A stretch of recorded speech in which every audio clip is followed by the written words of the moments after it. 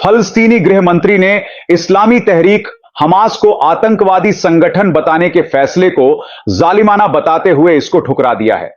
फलस्तीनी गृह मंत्री की तरफ से जारी बयान में कहा गया है कि हमास को आतंकवादी संगठन करार देने का फैसला इस्राएली प्रधानमंत्री नफ्ताली और ब्रिटिश प्रधानमंत्री के मुलाकात के एक हफ्ते बाद सामने आया है। फलस्तीनी गृह मंत्री का कहना है कि ब्रिटिश सरकार का यह फैसला क्षेत्र में शांति के राह में रुकावट और गजा में जंगबंदी को रोकने में रुकावट बनेगा।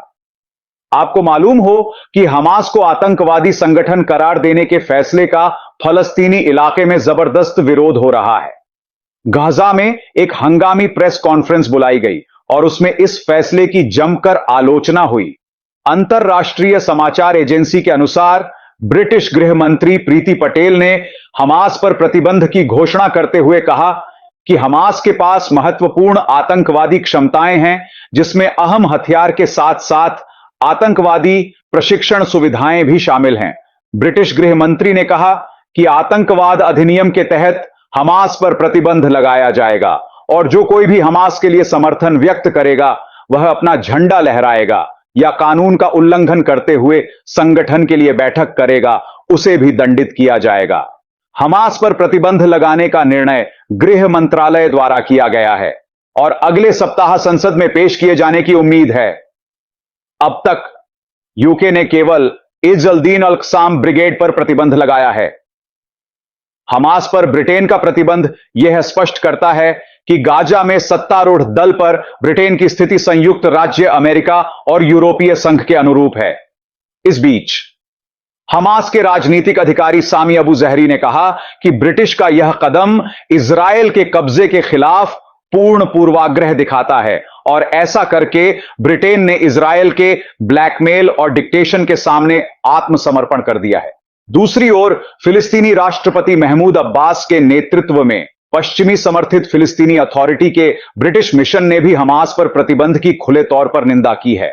गौरतलब है कि 1987 में स्थापित होने वाला संगठन हमास इजरायल के अस्तित्व से इनकार करता है और शांति वार्ता का विरोध करता आ रहा है और फिलिस्तीनी क्षेत्रों पर इजरायल के कब्जे के खिलाफ प्रतिरोध का समर्थन करता है।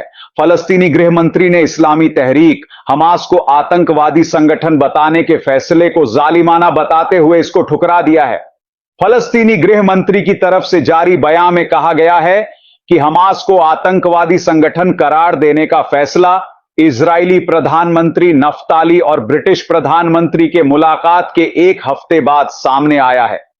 फलस्तीनी गृह मंत्री का कहना है कि ब्रिटिश सरकार का यह फैसला क्षेत्र में शांति के राह में रुकावट बनेगा और गजा में जंगबंदी को रोकने में रुकावट बनेगा।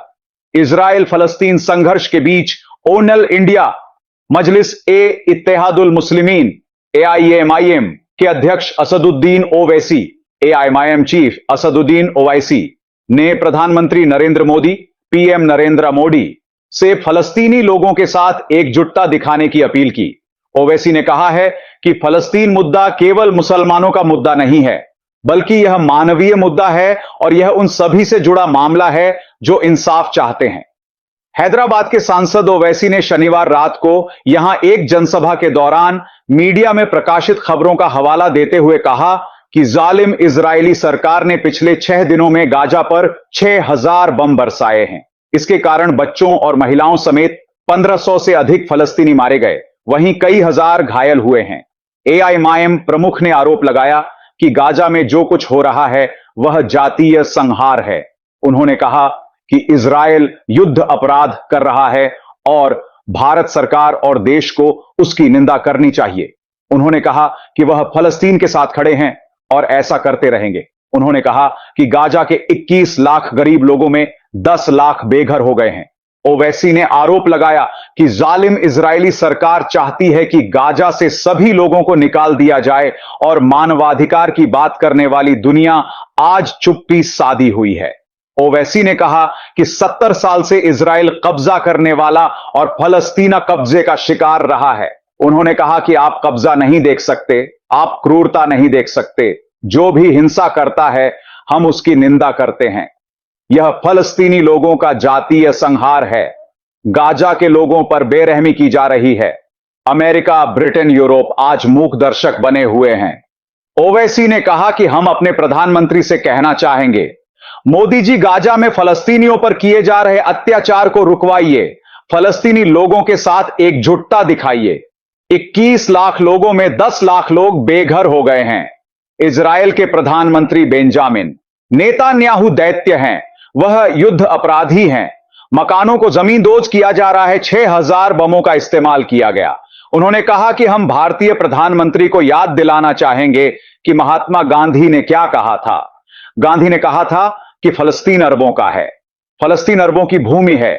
यह निराशाजनक है कि हमारी सरकार चुप है। यदि हमें महाशक्ति और मतदान के अधिकार के साथ संयुक्त राष्ट्र सुरक्षा परिषद का सदस्य बनना है, तो हमारी सरकार और हमारे देश को इजराइल के युद्ध अपराध की निंदा करनी ही होगी। फलस्तीनियों की मदद कीजिए जिन्हें गाजा से निकाला जा रहा है। ओवैसी ने कहा कि हमारे देश में एक बाबा मुख्यमंत्री ने कहा कि फलस्तीन का नाम लेने वालों पर मामला दर्ज करो। उन्होंने कहा कि मुख्यमंत्री सुन लीजिए, मैं अपने तिरंगे के साथ फलस्तीन का झंडा लहरा रहा हूं। मैं फलस्तीन के साथ खड़ा हूं और खड़ा रहूंगा। फलस्तीन मुद्दा केवल मुसलमानों का मुद्दा नहीं है, बल्कि यह मानवीय मुद्दा